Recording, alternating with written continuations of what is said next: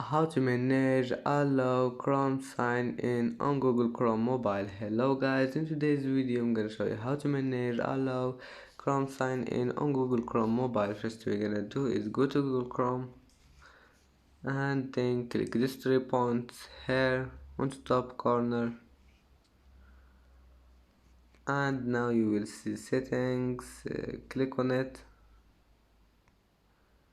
and then click Google Services,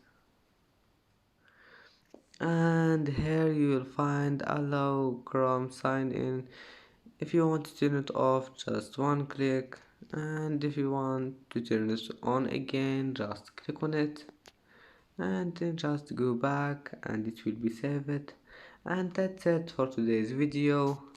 If you like this video, please don't forget like and subscribe, and see you in the next video.